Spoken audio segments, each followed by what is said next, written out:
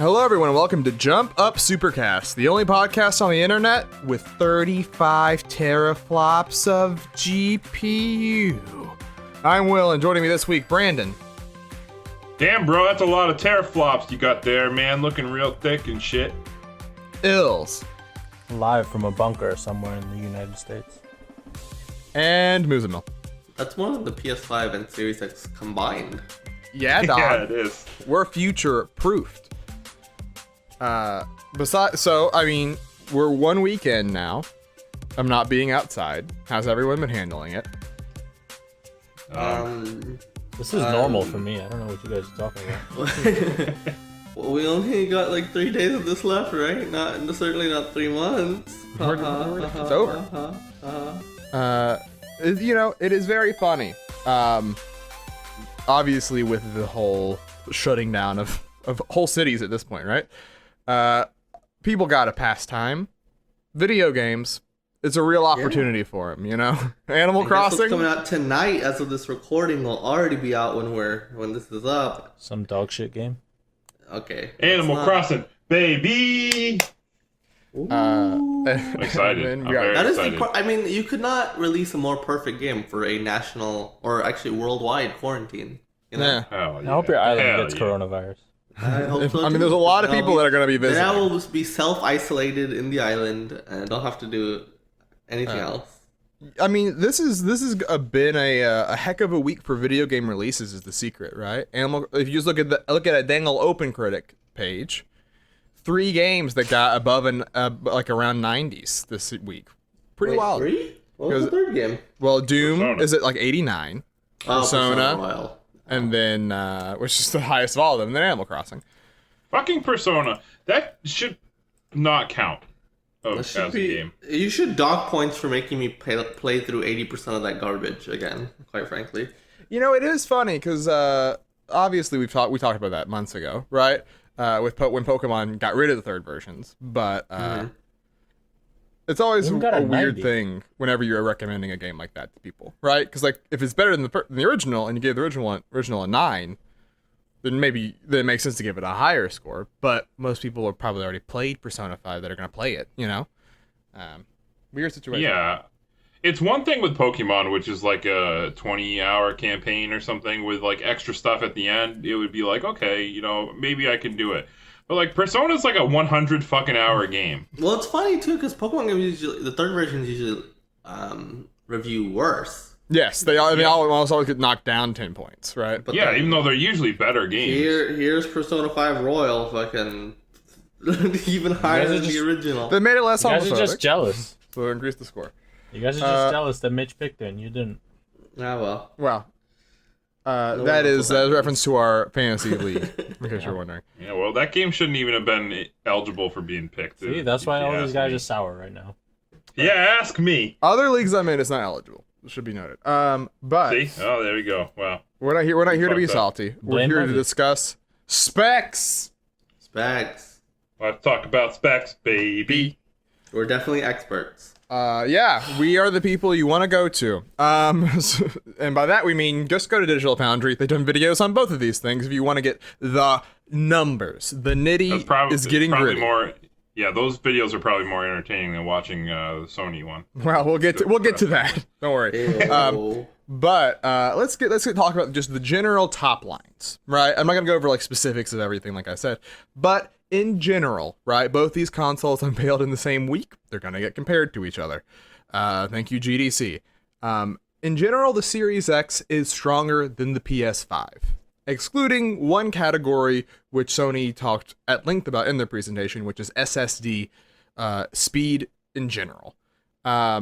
Which is, to their credit, way future-proofed, right? There's nothing on the market right now that is as fast of a solid-state drive, which allows it to load, to store, to do whatever, just to generally be the hard drive for your system. Nothing is as fast as the PS5 will be when it launches.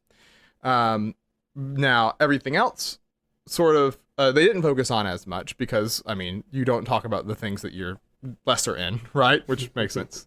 But if you look at those Digital Foundry videos, they sort of, you walk away with two impressions, right? Which is the Series X is a generally just generally future-proof, generally very powerful system, right? If you wanted to make a PC that is as strong as the Series X, you would be looking to close to $1,000, right? And this thing will probably be $500. Whereas the PS4 is PS5, excuse me, is no slouch either. But they're all in on this one thing as like the thing they're hanging their hat on, right? How do you feel about those two different styles of approach? I mean, it's interesting. No load times is very that's a thing that will attract a lot of people with games like instantly loading. Not that Xbox Series X is going to have long load times or anything. But, no. Yeah, because it should be worth noting, to be fair here with this. I mean, the PS5 solid state drive, that thing is incredible, right? Like, it's like nothing on the market, even. They straight up said, right? Like, and that's not a lie. But Series X is also no slouch here, right? Yes. They detailed in their post, like, hey, like, we heavily customized our solid state drive as well. We they did a comparison video. Bottlenecks, blah blah blah, whatever. I don't know the full details, quite frankly, but and they even showed a quick resume demo, right? Where they were able to resume through 4 different games, just pretty much like that, right? Yeah. And they did State of Decay as the side by side, right? And on the One X, it took them like a minute and 10 seconds. On the Series X, it took like 12 seconds, right? Yeah. I think it was even shorter than that. It was like 7 or 8 seconds to load. The game. Something like that. Which is obviously a huge jump. So, I do think, like, so it's not like it'll be like the Series X is going to be like last gen level speeds, right? And then, however, it's pretty cool that Sony is doing this. I think we're probably going to mostly see it in terms of game design, because I heard a lot about how this solid state drive is going to like change game design and stuff.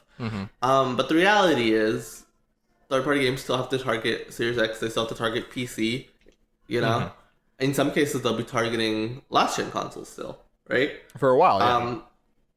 For a while, yeah. And so, I feel like we're probably only going to see the benefits when it comes to game design with this solid-state drive in first-party exclusive PS5 games, your Horizons, your Spider-Mans, your God of Wars.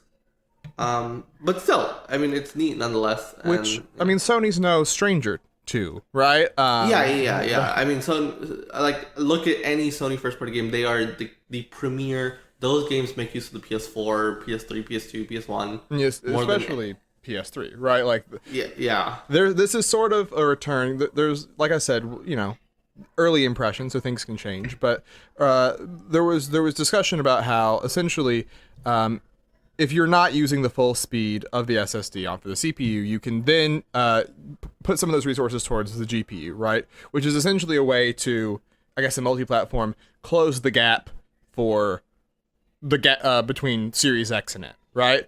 But the problem is that will take effort to do. That'll take additional time, right? So by doing this, it is a little bit harder to develop for, right? And will be still a little bit weaker comparatively. Yes. Right.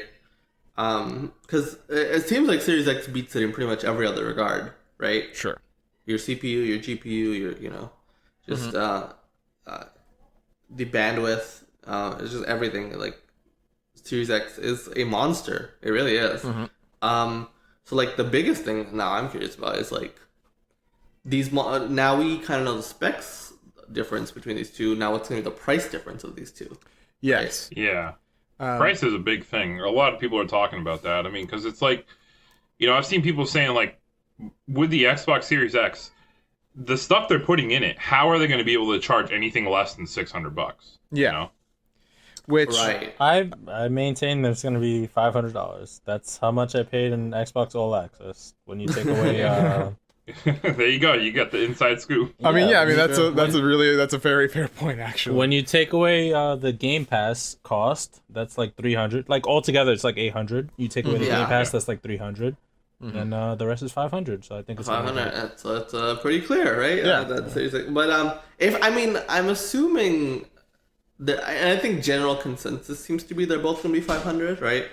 Which does make things very interesting. But I don't know.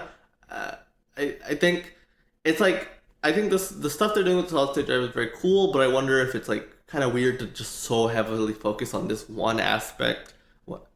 It's a really heavy investment in a way that it'll be interesting to see if it pays off. Because like you said, I don't expect it to be in multi-platform games, right? It'll be a small select number of, like you said, they're big first-party titles, which have, like we talked about last week, their big first-party titles have helped them a lot this generation, right? So maybe that'll continue on, but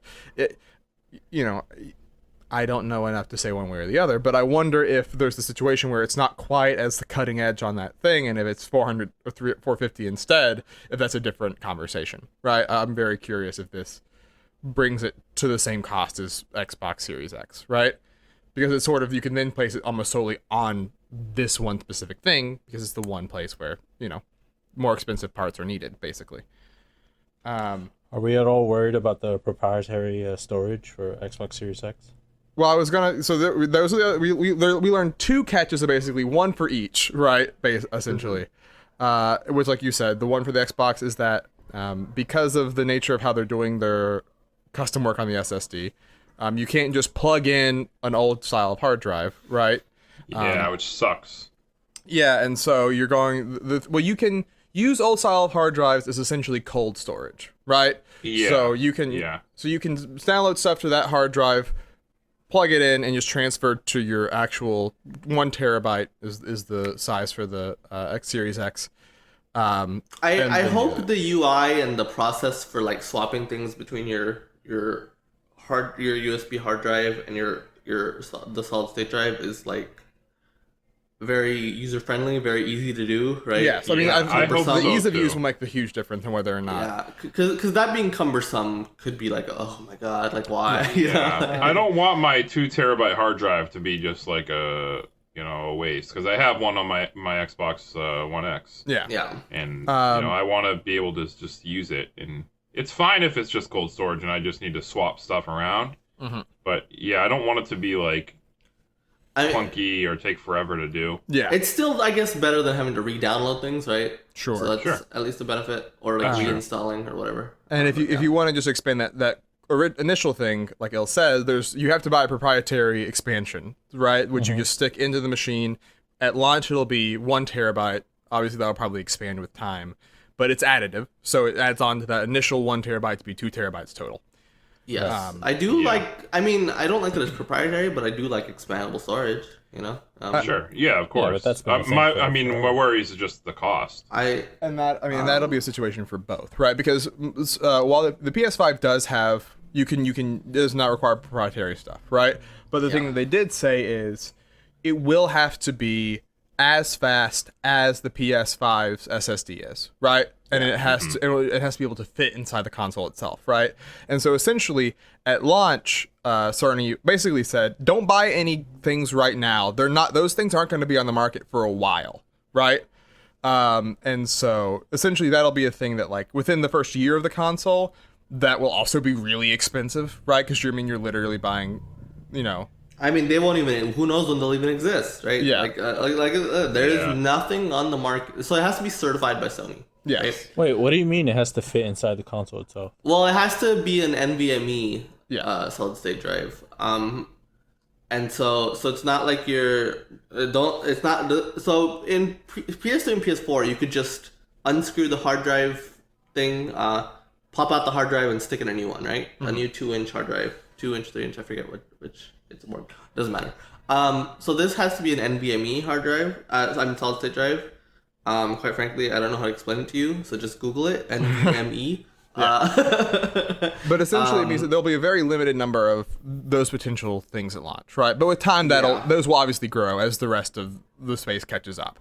So both of them are going to have issues at launch. Obviously, Xboxes will continue further because they won't ever probably not be proprietary because of the nature of how the system is set up. But yeah, I mean, like Brandon sort of said, cost is my primary concern. The cold storage thing is nice, right, as like an alternative, but and both do that, right? Yeah, both. And I think they've also both said that you can run your backwards compatible games off of the hard drive. Yes. So you just won't get any of the benefits of the Series X, of course, right? And the PS5. But so like you can run PS4 games as if they were running on PS4. You could run Xbox One games as if they were running on Xbox One. Yeah. Off the hard drive. So. Which for some games it's like, who gives a shit, really? Yeah. So you might as well. Viva Pinata, I need in 4K. I need those fast load times for Viva Pinata. Speaking of backwards compatible, the Sony was a little weird with the. That is the other backwards catch. compatible. I imagine Will was getting there. Yeah, that was the other catch. Was so last time they spoke about it in that Wired article a few months back, they said that they just casually confirmed there will be PS4 backwards compatibility. Yes. And there was speculation because of patents that it might go further back. That didn't manifest, and we now know sad. there's seemingly sad. a catch at launch, at least, which is people are squabbling whether or not whatever, but they haven't corrected this yet. So I'm going to say if they haven't corrected it, then this is what it is. So let's just use the phrasing out the PlayStation blog, yeah? Yeah, which is that they've been testing the top 100 games. A few of them they've hit some troubles with, but almost all of them will be available at launch of the top 100 most played games by playtime.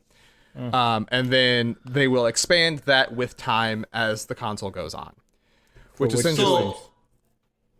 Go ahead. For PS4 to PS5. So like your PS, they're test PS4 game. Oh. So this, I mean, number one, it should be noted that like, so it works essentially like 360 games on Xbox One, right? Where they had an initial batch but it's like a case by case basis, so they have to like add them manually. They have to individually test them out, blah blah blah, right? Mm-hmm. Seemingly that's the case, right?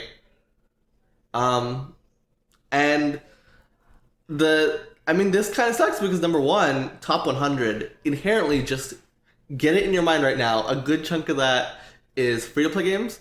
A good chunk of that is various Call of Duty games. A good chunk of that is various sports games.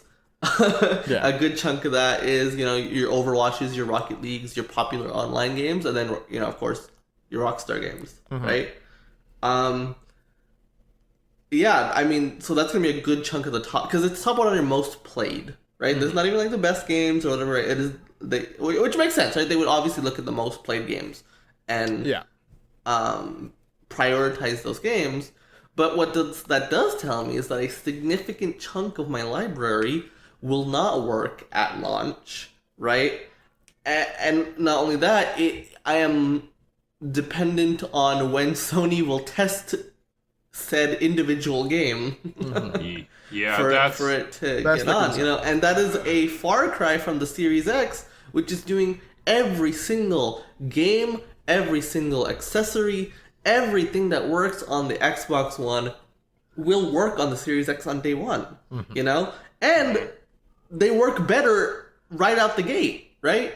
That's the thing too, right? Because you can just trade in your Xbox One without any worries of, well, do I need anything else on this still? Hey, that's what I'm gonna do. Yeah.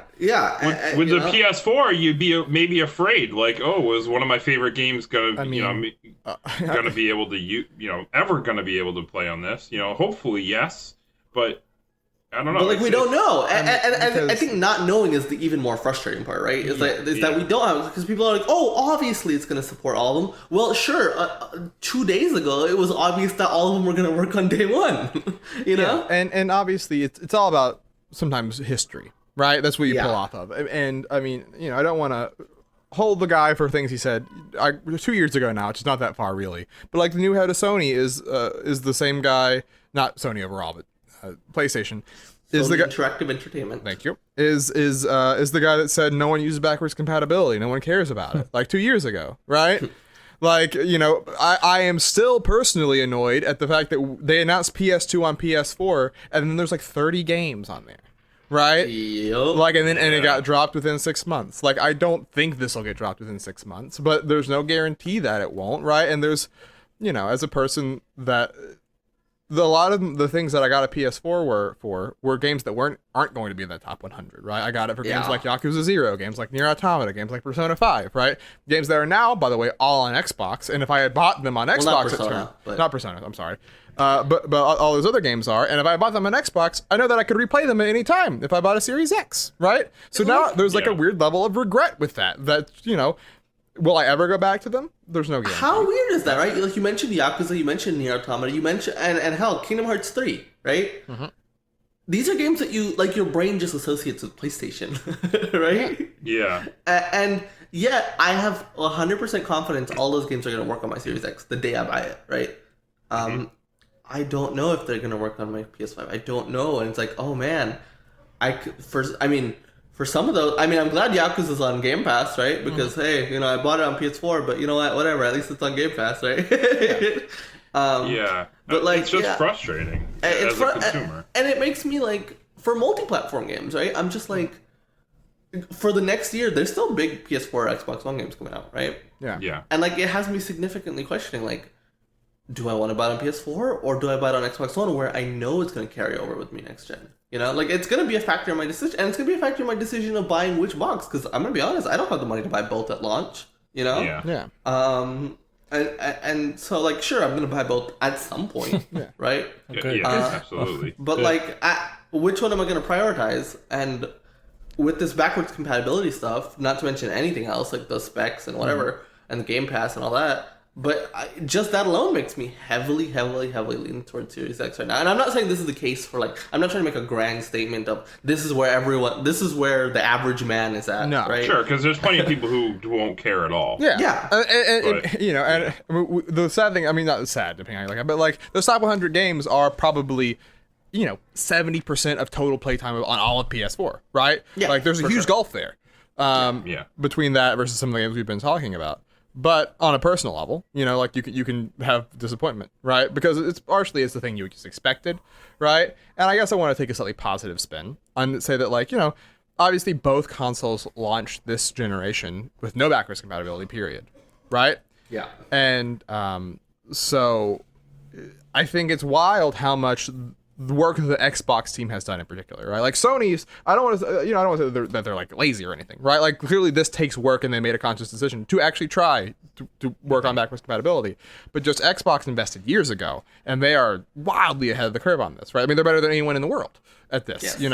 And so I think that is just an aspect where clearly they made it a priority. And, I don't know if it hits everyone, but I think it hits us, Well, I feel a certain aspect of PlayStation right now has been resting on their laurels, and this kind of plays into that a little bit. Sure. I mean, because there were parts of I guess we should maybe transition now to how both of these info dumps were presented, right? Which is sort of ties into maybe that a little bit. Because one minor thing before we get to the larger thing is that they did address concerns straight up in the PS5 conference of things that I had with the PS4, right? Which was the PS4 could get really loud, especially the Pro. And they said, hey, we're specifically aware. We want it to be quieter, right? We're aware that download patch sizes are insane a lot of the times on PS4 games. We are fixing that, right? I want to be clear, I spend a significant portion of my time talking to Will complaining about these things. Yes. Which they were genuine problems, right? And they are being addressed, right? But they're kind of backwards facing problems, right? And they were also said in an hour-long presentation, which was very much scholarly. Let's put it that way, right? Mark, You say scholarly, right? But my biggest takeaway is still that despite doing an hour-long presentation, I feel like I know a lot more about the Series X than I do the PS5. And that's fucking weird, right? Because they didn't do a conference. They didn't do, Xbox, they didn't, they just kind of released articles, did Digital Foundry thing, whatever. But, it's weird that hour went by, Mark Cerny supposedly went, and he did go into a lot of details about things, but quite frankly, things that didn't matter. Bro, so I tried watching that. I watched it for like 40 minutes and I was so bored. Yeah, this is not like and it's especially weird as this is the first general public facing thing you've done with the PS5. I think right? that's my biggest weird part about this. Is that video has, I think, now 7 million views, right? Mm-hmm. Live, it had 700,000 people watching on YouTube alone, right? So PlayStation has a huge social media presence, right? But I mean, is that 7 million first impressions you're not getting back, right? And if you go, as of this morning when I checked it, right, maybe it's different now, it was like a 2/3 like to dislike ratio on their YouTube video, which is not disastrous, but I don't think it's what you were hoping for as for your console unveil, right? No. And essentially, right? And so I think that obviously this happened because GDC was going to happen. And this was essentially Mark Cerny's GDC talk, just in front of a weird static image of a crowd, right? And him signing behind a podium. But, and I don't think that everything needed to be like big bang boom, but this is so weird as the first huge info dump we get on PS5. It's so weird. It's especially weird too when you like consider like, yeah, we've had like little state of plays in the last year, right?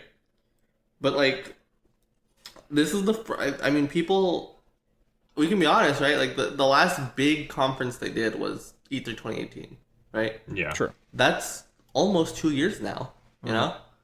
And this is the first like big thing we hear from them in almost 2 years, and it's this. And they like, didn't even show the console.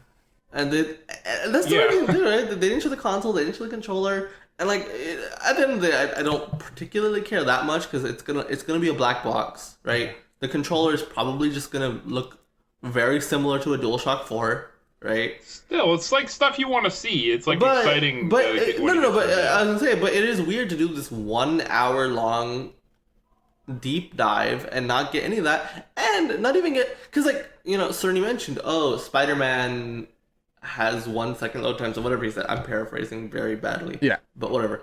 Right?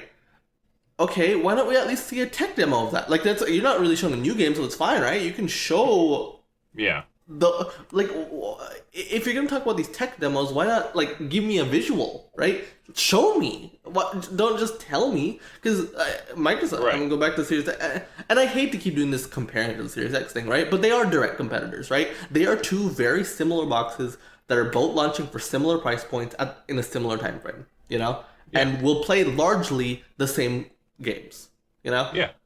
So you just kind of have to compare them.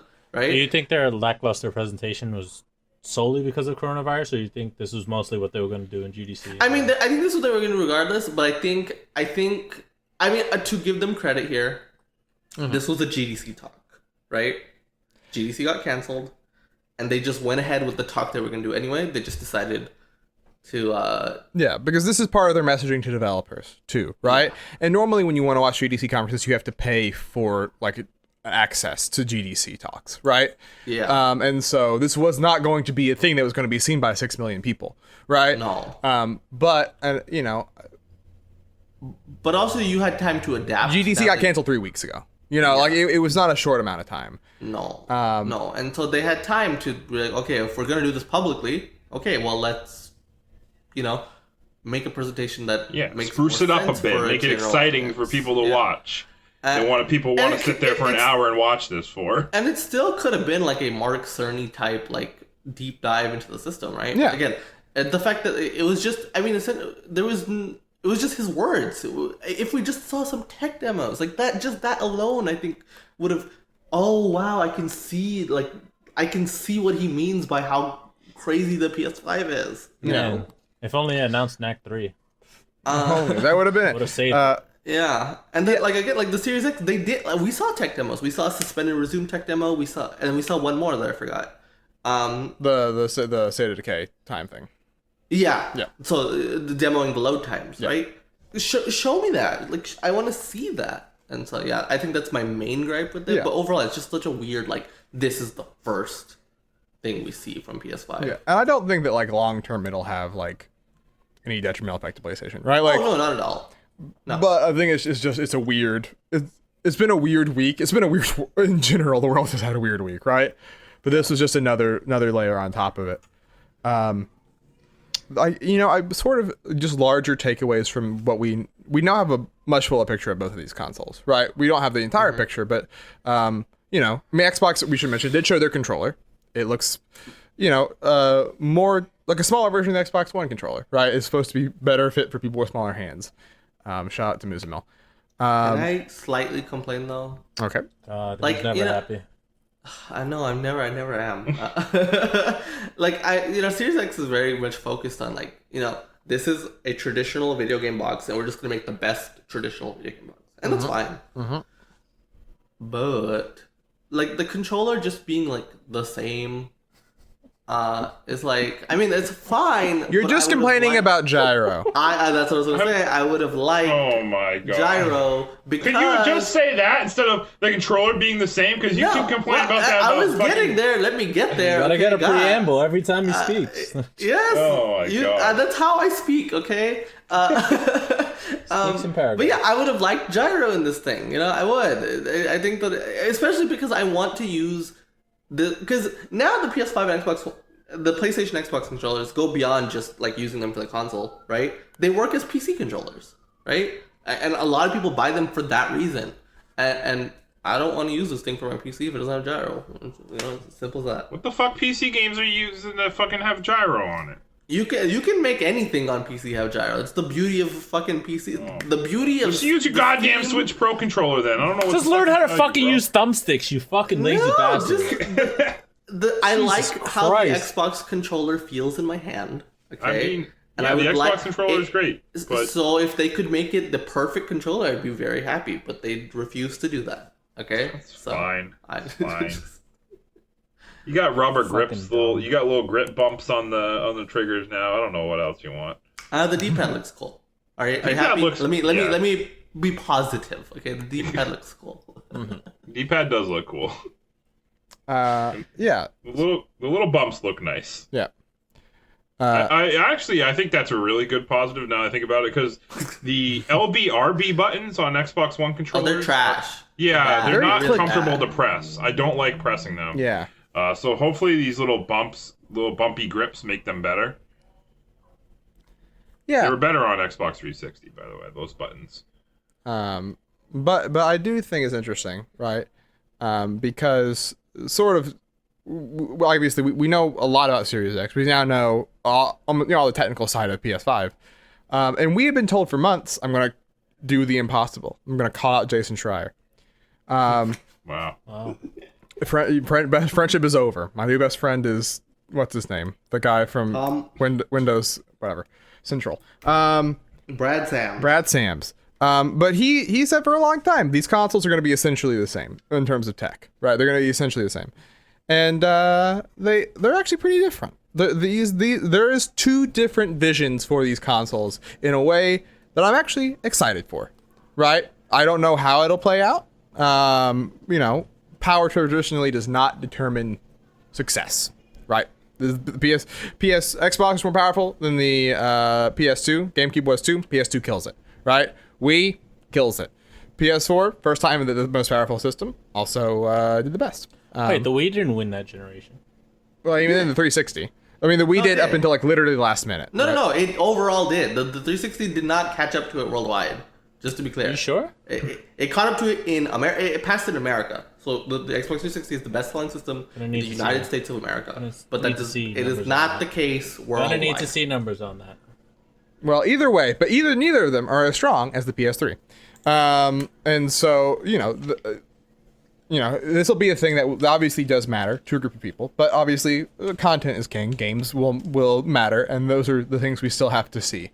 But obviously, when we will see them, who knows? A place where we did see video games, though, was the Nintendo Indie World Showcase. How about that? Hey, I didn't know we were going to talk about this because I figured, the poor indies got crowded out by these big boy systems. Last time, I don't know if you recall this, last time there was an Indie World Showcase, it was the same week we had a State of Play and the Game Awards.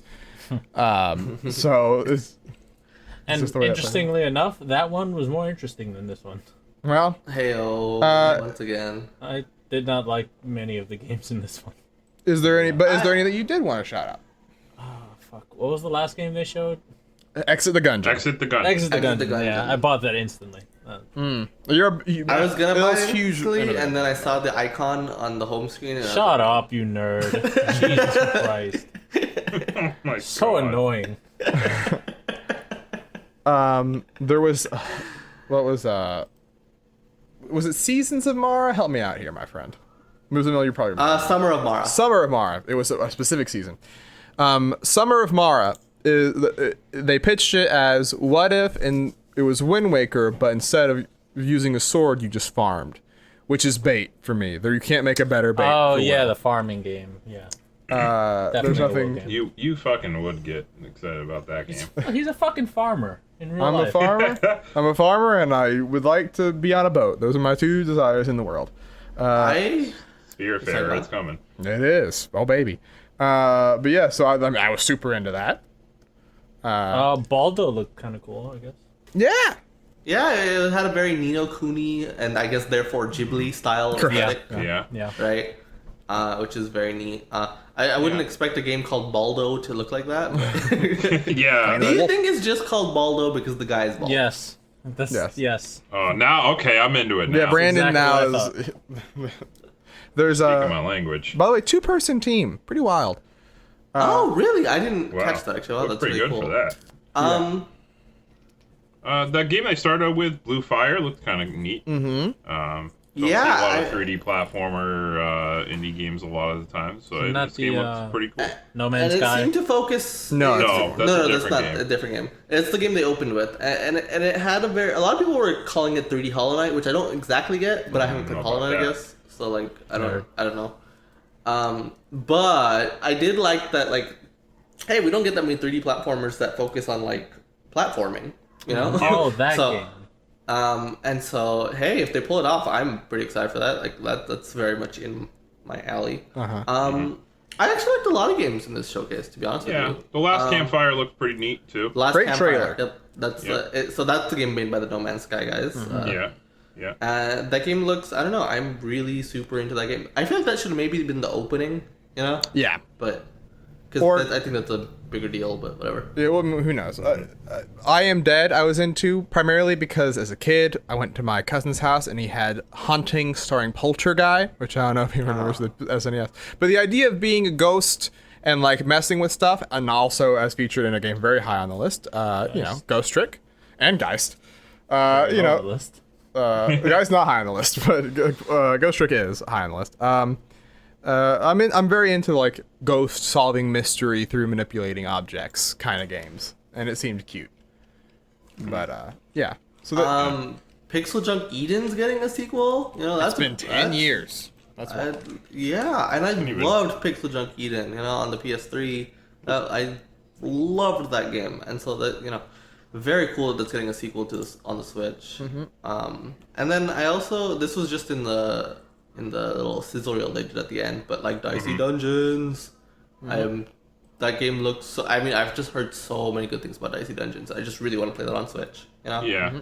That's like I think perfect. Moving Out was in that sizzle reel too. And It that's was. I played that at PAX, and that game was really cool. It's got a demo, so you can even try it out. And, Nice. Yeah. So like, It's I mean, it's a fun this indie world wasn't like it didn't have the pizzazz that previous ones did. I would say, right? It like, didn't have like the Cuphead or the Ori, like the big I mean, you're or never gonna even- match the one they had around last year GDC, which like opened with Cuphead and closed with Cadence of Hyrule. You're just never gonna get one Yeah. that good. or like even like a Silk Song, like it didn't Sure. have like the heavy, like it didn't have a heavy hitter. I felt like, But it was still. It was still there was, and decent looking game. I think like yes, maybe it does need that pizzazz. I think they wanted Exit the Gungeon to be that, right? But like I guess Exit the Gungeon's just a little weirder when it was already out on Apple Arcade. But that's a platform that pretty much no one cared about anyway, so it's essentially new, right? Yeah, way forward. Hey, you want to bring Yeah. that fucking Spider Soar game over to everything else, please? Because I want to Yeah. play it. It's good but that so, I mean, Exit the Gungeon was immediately available. So yeah. yeah, I think Yeah. Nintendo clearly thought that Gungeon would be a big pull, and it is, right? I bet. Exit I the mean, Gungeon's we know gonna sell Gungeon really is one of well. the Only indie $10 games that's too. passed 1 million seller on Switch. Yes, correct. So like, yeah, Gungeon was a big deal. So it makes sense why they would close this with Exit the Gungeon, right? Yeah. However, I mean, I think the focus of these things is not really to like give you updates on games like Silk Song that you just all kind of already know about, right? I think the focus of these indie world presentations are like, yeah, they have these big anchors. In this case, was Gungeon, and maybe that wasn't enough for a lot of people, and that's fair. Like, I don't want to like it'd be like, oh, you're not allowed to be disappointed in an indie presentation. You totally are. But it is an indie presentation, right? And I think the focus of these games is, hey, let's put a spotlight on games that you may not necessarily know about, right? Like, no. What about Good Life? We already knew about that, and they talked about it. They did. Yeah, but we didn't know it was coming to Switch. We did not know That's that. new. That's new Oh, did information. we not know that? Oh, okay. No, yeah, this is actually. I guess I just assumed. Yeah, no, they had a Switch stretch goal on Kickstarter did not reach it. Oh. And so this is actually the first time we found out. Oh, The Good Life is coming. So, which Come on, they didn't want to lose out on easy money. Yeah, but Sweary on that two streak, right? Early premonition in September. Now this. Yeah. And so that that is new information, and so I think they want to give focus on games that you may not necessarily know about. And also I think that's faces, right? Like, Yeah. This is the only presentation where, like, before a game, you see a person explaining who they are, right? And I think that's, I don't want to conflate different people, right? But Johnny Vignacchi was one of the guys who did the voiceover for this go round, right? And if you're a Giant Bomb fan, you know him as the guy that got drunk in Doc's Dave Lang live on stream while working for Disney. But he and Adam Boyes both have intersected paths a lot in their careers, and sort of Boyes did a very similar thing at PlayStation in the start of this generation, which is you would have huge people come on stage, right, for huge announcements about Assassin's Creed and Call of Duty, but also you would have people come on stage to talk about their indie game, right? You would have, kind of blew up in their face, but like, here's Sean Murray talking about No Man's Sky, right? And I think that helping these people become known figures in the hardcore gaming space is the best for their long-term health as companies, Yeah, that's a good point. I mean, look at the Yarny guy from the Unraveled when EA brought that dude on stage. People love that dude. Yeah. And so I don't know if that's from him or just whoever, but it was interesting to see that, as this is the only presentation where they do that from Nintendo. Yeah. But yeah, so besides all that, a lot to get to. Any other news stories you want to hit before we move on for the week? There's a lot, so I'm sure I missed something, but you put me on the spot. I feel like other stuff happened, but I've just been so focused on next gen indies and thinking and about also the coronavirus. the rest of the world. In Animal Crossing. Oh baby. It's been a busy week. Trials of Mana demo came out. I was about to say, that. shout out to 2 demos, Trials of Mana demo and RE3 demo, both out. So if you don't want to RE3, pick it up, now it's time. Does the RE3 demo carry your progress? I don't know. Not sure. Was the Trials of Mana though? It does. Yeah, so you can play that and then carry your progress over. I like Trials of Mana a lot. It's fun. I don't know if I'm gonna buy it because it's $50, but I really really like it. I shouldn't, but I want to. I don't know. We'll see. Yeah, it looks. I mean, I just finished the original version of it earlier this year. Oh yeah. And it looks like a complete 1-to-1 remake. Except the combat and the skills and stuff. Yeah. But yeah, that's basically what the consensus is. But the combat, I didn't play the original, but I'll tell you the combat in this game is really really fun. And plus, because I think inherently Trials of Mana is such a malleable game, right? Because there's 6 characters, but you only pick 3 of them. Yeah. Right? For your run. And so inherently you could have a just entirely new experience just from that. And I kind of think Of course. the demo is well suited for that too, because you can try out the different characters and see who you resonate with first before you go on your whole adventure, right? Yeah. Because I kind of just want to play as the Spear Girl again, though. she's cool. I mean, that's also fine too, and she'll play completely differently than she did in the Super Nintendo game. So that's cool too. Yeah. Anyways, but that's cool. Those are games that are coming out, but obviously, but we have games that have already come out to talk about on the list. The list. Follow That along. one sounded so exasperated from you, Will. You were just I won't lie to you. I'm dying. still not over the sickness from last week, and I'm feeling it. It's fine. Follow along in the pastement below. Thank you. As every week, we add more and more games to an ever-growing list of good, bad, and ugly titles. 172 games are on the list. By the end of this podcast, there will be 173.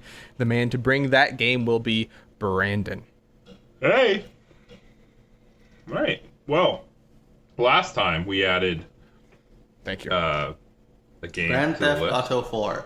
Grand Theft Auto 4, baby. And 67. We wanted it super low, but we found a good spot for it. So last time I added Gears of War to the list. The last time I added a game. I want to continue my streak of not adding exclusive Nintendo games here. So Okay. Because some people criticize. some people that. try to say that that's all I do around here. Why but are you that's, saying know. some people? I'm right here. Just say me. I'm not scared. Listen, I don't point fingers, okay? Fucking I did it. Fine. Ill said it. Yup. He tried to say that I only like to pick. I didn't try to Nintendo say it. games. I presented evidence. All right, fine. Well, you know what? I'm fucking making him happy. Thank you. What are you picking? Super Mario 64. Yeah. Well, anyway, let me pull a Muzzy here. Let me preamble here. I'm gonna pick another game that I beat this year already. And now this is a game that is on a Nintendo platform. And I had started playing it like when it first came out in like 2018, and then I'm an idiot like I usually do and don't finish it. And I said, "Fuck it, I'm finishing this game because I know it's good and I need to finish it." And that game is Celeste.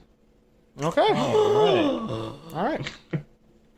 I So- love this game. Yeah, Celeste, pretty good game, I gotta say.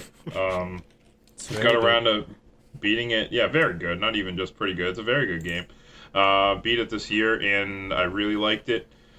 Just I started the game like 3 times and never got around to finishing it. And like for not any reason other than I'm just all over the place. I always playing different video games all the time, and sometimes I just don't. You stray from the path. Just, start a game and never finish it. But I really like this game. I had to go finish it, and man, is it great? Is it just fucking great? I mean, it's a 2D platformer. Indie game has that 2D pixel art platform. Yeah, it's got the pixel art that that's popularized by indie games, but it fucking just plays amazing, man. The controls are incredibly tight. The music is just fucking. It fits the mood perfectly. Ooh, yeah, It tells a good message, a really fun story about self-discovery and fighting your inner demons, and it's just really great. It's a fucking fantastic game. Mm-hmm.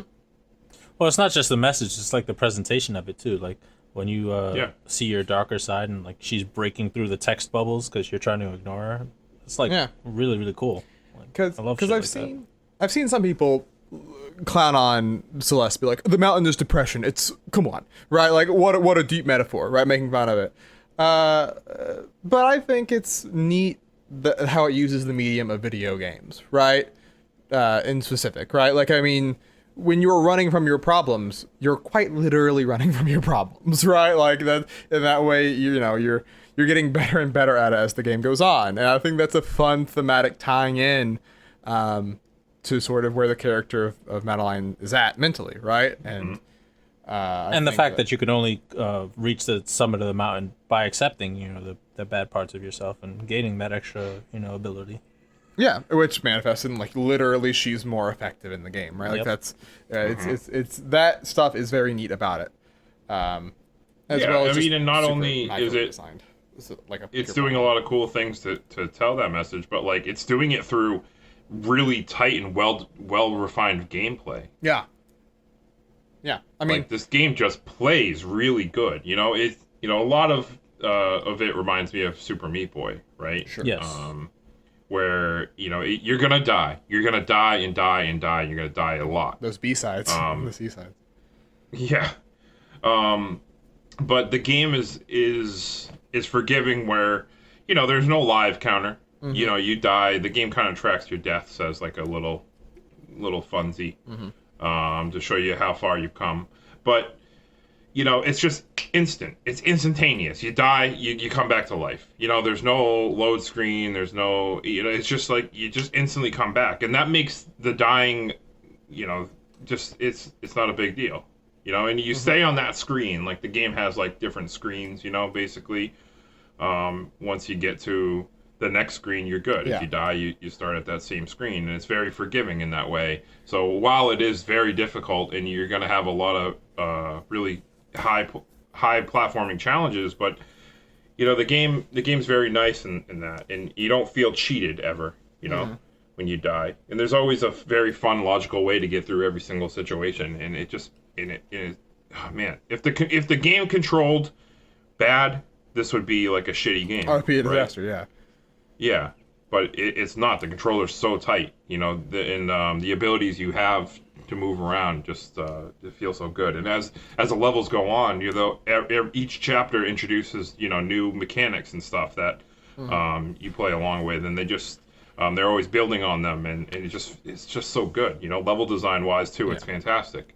I mean, it's sort of like level design 101 for a platformer, right? It's like introduce concept, test understanding of concept, test mastery of concept, right? Yeah. And Celeste. Oh, and they do that to spades. Yeah. In this game. And they do, and like you said, but they do it in a way that's like, it's very clearly, you're clearly learning with almost every screen, right? And they do a really good job of also keeping things fresh by either introducing new elements or making those elements you've already learned intersect in new interesting ways. Yeah, kind of stack on top of each other. Yeah. And so by the end you're doing just insane, things that are visually very clearly very hard and are hard, right? But they're very satisfying when you finally are able to master them. So obviously we talked a lot up on this game, Brandon. Where would you like to put it on the list? Boy, how do you want to say it? Oh God. Is because it's too high or too low? Because it's too high, I'm there with you, buddy. No. I want to put it below Donkey Kong Country. I was waiting for it. I was waiting. I want it in the area just a little higher. I'll put it above. I'm willing to put it above Splatoon 2. Whoa. Okay, so I have to think about this one. Yeah, no, I would put it above Splatoon 2. I've thought. Wow. Above Cuphead, above Undertale, Undertale's above Mario Kart 8. I mean, Undertale's gonna move up. I'm baking that in. Yeah. Same. Ooh, I forgot about did that want it aspect. Honestly, I did want it above Cuphead. I mean, I love Splatoon 2. Trust me. it's your second favorite Switch game. Yeah. Well, I guess technically third because Celeste's on Switch. You liar. That's fine. Well, no, I Splatoon 2 is, I would put it above in my own personal estimation, I guess. What? In terms of, I'm like, staring at the camera like in the house. there's a difference. No, we've talked about. There's Are a you doing the difference gym between face? having a favorite and having the best. Those are two different things. Putting aside Undertale, right? Because I guess we are assuming in the next re-rank. Yes. I would put it below Splatoon. Right below. But above Mario Kart. Personally. Yeah, I'm also willing to do that. I cannot speak to you how much Octo Expansion sticks in my brain and it elevates Splatoon 2. I really love Octo Expansion. And I think that in terms of that same thing of like just introducing concepts and testing mastery, I think Splatoon 2. I feel like this is going to be a thing where I'm swayed by the person who talks last. Yeah. I think it does all that while also having this, I mean, Splatoon 2's multiplayer is just, I mean, it's my favorite shooter on the market right now. Wow. Mm-hmm. Yeah, I would definitely put it above Mario Kart though, for sure. Yes. I would definitely put it above Cuphead. I would definitely put it above Mario Kart. No question. I think that's. I think I'm fairly certain on those two things. And yeah, that includes Donkey Kong Country. Yes. Second. I'm fine with that, I guess. I'm not gonna win the Splatoon argument, so that's fine. Donkey Kong Country 2, the greatest 2D platformer of all time. Here's the thing with Splatoon. Here's my issue. Okay. This is not even like I feel like I have such blinders for Splatoon that I'm always so concerned that I'm overrating it.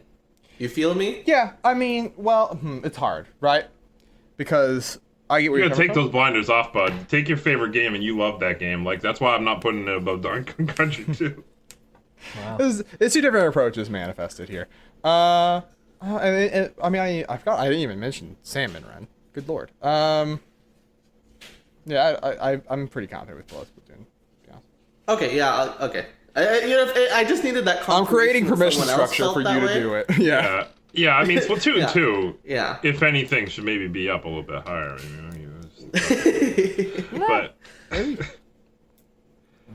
But yeah, okay. So we good between Splatoon and Mario Kart? Yeah? Yeah. Yeah, I'm fine with it. Finally, those two games are separated. They've been together since they both were on the list. Which was, I think 2018. So, yeah.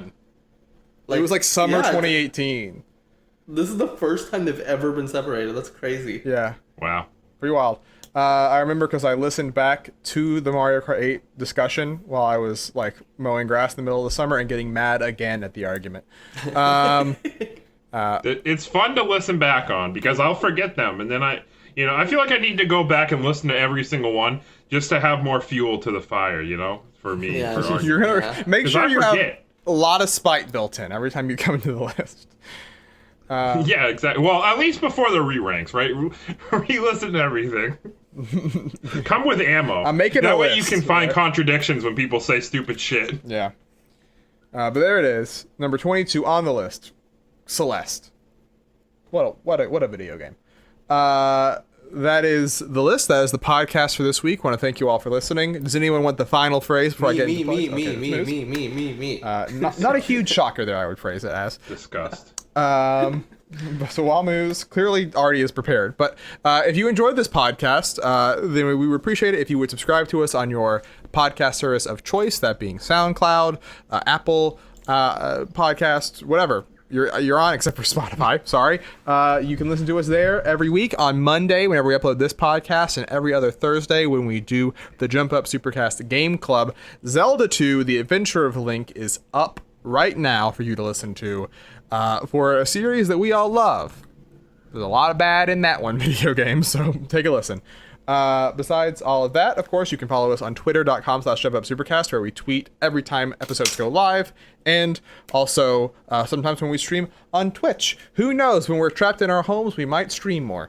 So you can make sure that happens by also going to twitch.tv/jumpupsupercast and subscribing there. Following. You cannot subscribe to us yet. As well, we're on patreon.com/jumpupsupercast, where you can support us if you enjoy our content and get access to a Discord server where we chat on the regular, and you can listen to us record also if you're willing to pay $5 a month. That all being said, I thank you once again for listening to the podcast, and now, Muzamil, your final phrase. Ills questioned my knowledge, okay? And was like, the Xbox 360 Can you give me the numbers? I'm about to give you the numbers. All I did was ask for the numbers. So the Wii sold 101.63 million, and the Xbox 360 sold 84 million. That is a big gulf. Suck on that, bitch. I was right. Wait. Worldwide? The end. What? Worldwide? Worldwide. Yeah. Yes, worldwide. Mr. Worldwide. You think a single region's gonna sell 100 million units? Okay.